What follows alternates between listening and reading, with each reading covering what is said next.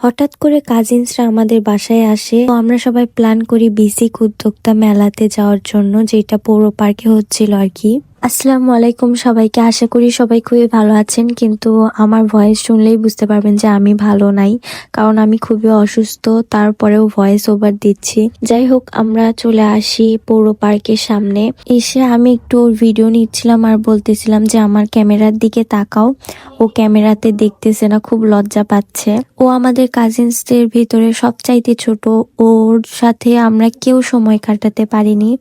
যখন আমরা ছোট ছিলাম সবাই একসঙ্গে থাকতাম, খেলতাম, কিন্তু ওই হওয়ার পরে আমরা সবাই এখন বড় হয়ে গেছি, তো ওর সঙ্গে খেলাধুলা সময় কাটানো হয় না বললেই চলে। তাই স্নেহা বলল যে আজকে তুই ওকে সারাক্ষণ নিয়ে থাকবি, যাতে ওই তোকে চেনে বা জানে, লজ্জা যাতে না পায় তোকে দেখে। কিন্তু হ্যাঁ, ওই কিন্তু সবার আগে আমার নাম বলাটাই শিখছে, জানি না কিভাবে। ওই ওর নিজের বোনের নামও ঠিকভাবে বলতে পারতো না, কিন্তু আমাদের কাজিনসদের ভিতরে ওই আমার নামই স্পষ্টভাবে জয়িতাপু জয়িতাপু করে ডাকতো। বাকিদের নাম বলতো কিন্তু স্পষ্টভাবে না, ভুল ভাল ভাবে। যাই হোক, ওকে নিয়ে এখানে আমি খেলতেছিলাম। তারপরে চলে আসি খাবারের স্টলের এখানে। এখানে আমার একটা ফ্রেন্ডের স্টল ছিল। আন্টি অনেক মজার মজার কেক তৈরি করে, শুধু কেকই না, তার এখানকার চিকেন সামোসাটা আমার এত ফেভারিট লাগছে, আমি অর্ডার করব তার পেজে। আপনারা চাইলে তার এই পেজে নক করতে পারেন, এখানে তার পেজের নাম দেওয়া আছে। আমরা প্রথমেই তার চকলেট কেকটা ট্রাই করি। এখানে দেখেন ওই কি বড় হা করে খাচ্ছে, ওর কেক অনেক পছন্দ, তাই আমরা আরো একটা কেক অর্ডার করি, প্লাস অনেক কিছু অর্ডার করি। তো আমরা এদিকে আমাদের মতো সবগুলা খাবার ট্রাই করতেছিলাম, কিন্তু সালমান বাবু কোনো কিছু খাচ্ছিল না। পরে বুঝতে পারলাম যে ও চিকেন বল খাবে, পরে ওকে চিকেন বলটা নিয়ে দেই। ও খুবই কিউট ভাবে ওর খাবারটা শেষ করতেছিল, কিন্তু এন্ড মোমেন্টে এসে দেখেন কি হয়ে গেল ওর সঙ্গে। ওর খাবারটা লিটারেলি পড়ে গেল একদম।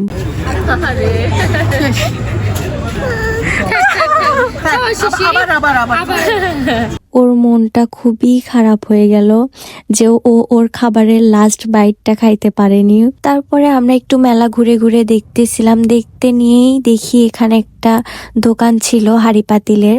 এখানে অনেক কিউট কিউট হাঁড়ি পাতিল ছিল। আমরা ঘুরতে বের হলে সবাই অনেক মজা করি, কে কার নামে কখন কি বলতেছে, কে কাকে নিয়ে হাসাহাসি করতেছে ঠিক নাই, সেইটা এই ভিডিওটা দেখলেই বুঝতে পারবেন। জয়িতাও অ্যাডপি এর মধ্যে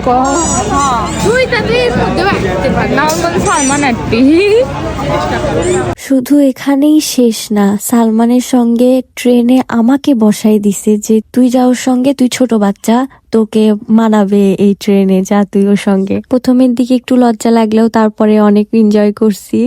ওই এত খুশি হয়েছিল এই ট্রেনে ওঠার পরে, যতবারই আমরা ওদের সামনে দিয়ে যাচ্ছিলাম ও প্রত্যেকবারই হাই দিচ্ছে। দেখেন ওর স্মাইলটা একবার, ও হাতই নামাচ্ছিল না, এতবার বাই বাই দিচ্ছিল।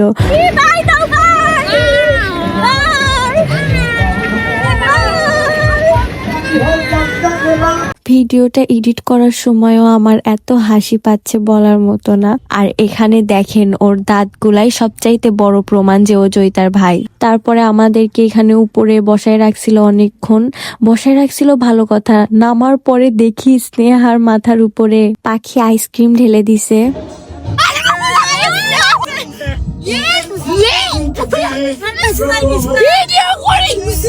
তারপরে আমরা এদিকে বাসায় চলে আসার পথে জামাই বউয়ের দেখা। এই যে গাইস বউ, আর ওই যে তার জামাই।